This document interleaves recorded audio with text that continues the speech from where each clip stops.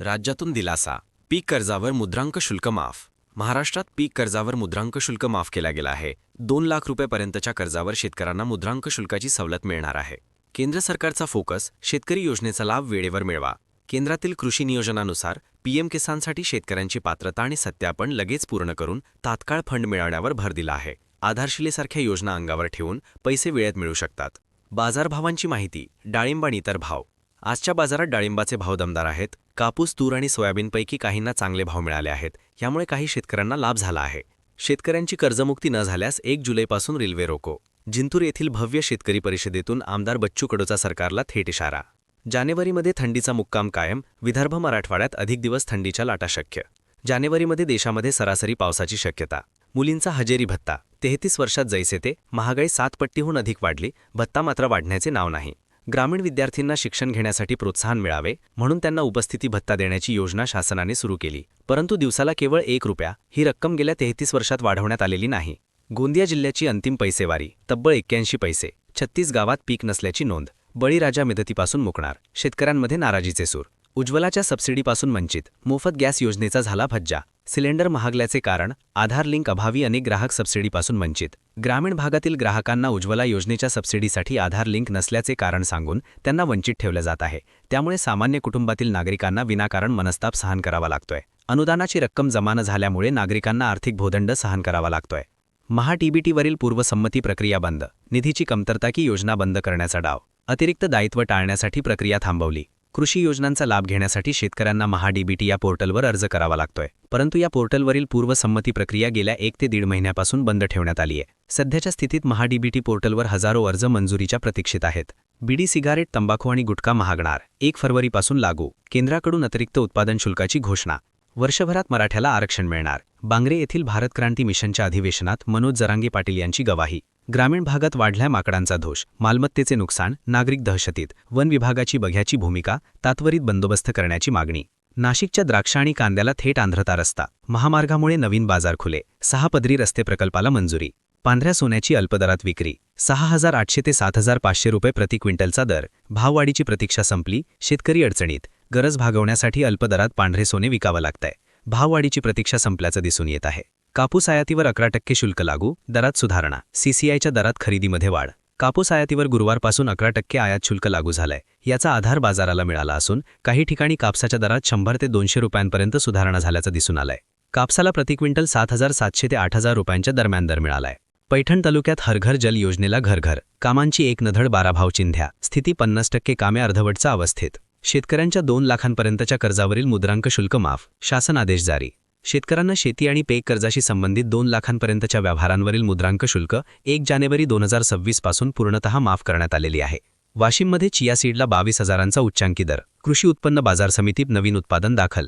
आळी पिकाला 8,500 रुपये प्रति क्विंटल दर देण्यात आलाय. कांदा उत्पादकांसाठी 2025 वर्ष ठरले नुकसानीचे. शेतकरी आर्थिक संकटात. एप्रिल-मे मध्ये केवळ 8 ते 9 रुपये किलोचा दर. अंजनी धरणातून रब्बी हंगामासाठी पहिले आवर्तन. 350 हेक्टरला लाभ. उजव्या कालव्याच्या आवर्तनाची प्रतीक्षा. गहू, हरभरा, मका, ज्वारी आणि पिकांना प्रमुख पिकांना दिलासा. धान बोनाचे वराती मागून घोडे सुरू. धान उत्पादकांची नुकसान भरपाईच्या नावावर चालली दिशाभूल. सध्या अनेक शेतकऱ्यांनी शासकीय धान खरेदी केंद्रावर धानाची विक्री करण्यासाठी नोंदणी केली आहे. मात्र शासनाने अजूनपर्यंत बोनस राशी जाहीर केलेली नाही. यातच खुल्या बाजारात शासकीय दरापेक्षा 100 ते 200 रुपयांनी अधिक दर दिले जात आहेत. याच्यामुळे खुल्या बाजारात शेतकरी धानाची विक्री करताना दिसत आहे. यानंतर शासनाने बोनस जाहीर केल्यास त्याचा शेतकऱ्यांना काय फायदा, असा प्रश्न शेतकऱ्यांकडून उपस्थित केला जात आहे. पारनेरला पुन्हा कांदा लिलाव बंद ठेवण्याची वेळ. 78,000 कांदा गोण्यांची आवक. बाजारभावामध्ये घसरण.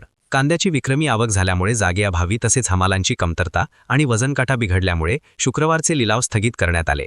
गावाचे नाव नसलेली एसटी कुठे चालली, कोणी सांगेल का? हिंगोलीतील एसटी महामंडळाची स्थिती. पाटी नसल्यामुळे शिक्षित झालेत निरक्षर. प्रवाशांमध्ये नाराजीचा सूर. ग्रामीण भागातून धावणाऱ्या अनेक बसेस खिळखिळल्या, काचा तुटलेल्या, अनेक खिळ्या निखाळलेल्या अशा स्थितीमध्ये असल्याचं दिसून येत आहे. धारूर कृषी उत्पन्न बाजार समितीमध्ये सीसीआय कापूस खरेदी केंद्रावर हमाली आणि तोल्लाईच्या नावाखाली लोड. शेतकऱ्यांना प्रति क्विंटल 20 रुपयांचा आर्थिक फटका. नागपूर जिल्ह्यात पणनची 64,249 क्विंटल धान खरेदी. जिल्ह्यात 27 खरेदी केंद्र सुरू. 44,809 शेतकऱ्यांनी नोंदणी केली. नंदुरबार जिल्ह्यात नवीन वर्षामध्ये 82 ग्रामीण रुग्णालय, आरोग्य केंद्र मॉडेल बनवणार. प्रायोगिक तत्वावर प्रत्येकी 1 ग्रामीण रुग्णालय, आरोग्य केंद्र आणि उपकेंद्राची निवड केली गेली. शेतकऱ्यांना खाद्यतेल युनिटसाठी मिळेल 33% अनुदान. राष्ट्रीय अभियानाअंतर्गत प्लॉट आणि गोदाम उभारणीसाठी सहाय्य. लाभार्थ्याचे वय 18 वर्ष असावे. व्यवसायासाठी स्वतःची किंवा भाड्याची घेतलेली जागा असणं आवश्यक असणार आहे. अमरावती जिल्ह्यात दुष्काळ सदृश स्थितीवर शिक्कामोर्तब. अंतिम पैसेवारी 47 जाहीर. 1939 गावांमध्ये 50 पेक्षा कमी. अहिल्यानगर जिल्ह्यातील शेतकऱ्यांना सततच्या पावसाची मदत मंजूर. शासन निर्णय जारी. राज्य सरकार अतिवृष्टी, पूर, चक्रीवादळ यासारख्या नैसर्गिक आपत्तीमुळे शेती पिकांचे नुकसान झाल्यास निविष्ट अनुदान देत आहे. यामध्ये शेतकऱ्यांना हंगामात एके वेळेस या स्वरूपात मदत दिली जाते. सप्टेंबर महिन्यात अतिवृष्टीने धुमाकूळ घातला होता, त्यामुळे राज्य सरकारने सरसकट मदत द्यावी अशी मागणी शेतकरी करत होते. पीक कर्ज काढण्यासाठी स्टॅम्प ड्युटी रद्द. महसूल मंत्र्यांची हिंगोलीमध्ये घोषणा. गाळ उपसून नेलेल्या शेतकऱ्यांना अनुदानाचे धनादेश वितरित. जालना जिल्ह्यात 693 ग्रामपंचायतीमध्ये स्वयंचलित हवामान केंद्र. जिल्हाधिकारी आशिमा मित्तल यांची माहिती. शेतकऱ्यांना दिलासा मिळणार.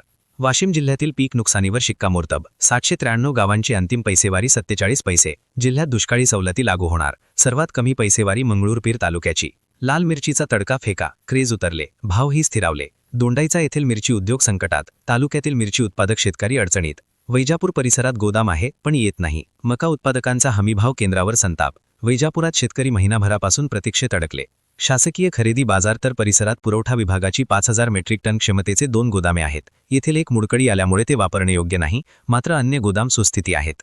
अकोला जिल्ह्यात दुष्काळ जाहीर. सवलती मिळणार. शेतकऱ्यांना सवलतीचा मार्ग आणखीन प्रशस्त करी. खरीप हंगामाची स्थिती. 990 गावांच्या स्थितीची पाहणी करण्यात आली. वाढीव अनुदानाची वसुली सुरू. केवळ 3 शेतकऱ्यांकडून परतावा. पिंपळगाव खुर्ते येथे उर्वरित 44 शेतकऱ्यांकडून सामंजस्याने रक्कम वसूल करण्याची प्रक्रिया सुरू. किनवट तालुक्यावर दुष्काळाच्या सावट. अंतिम पैसेवारी 37 पैसे जाहीर. गेल्या वर्षी सप्टेंबर-ऑक्टोबर महिन्यात झालेल्या अतिवृष्टीमुळे शेतकऱ्यांचे मोठे नुकसान झाले होते. यवतमाळ जिल्ह्यात अंतिम पैसेवारीतून दुष्काळावर शिक्कामोर्तब. पैसेवारी 47%. दुष्काळाच्या सवलती त्वरित देण्याची मागणी.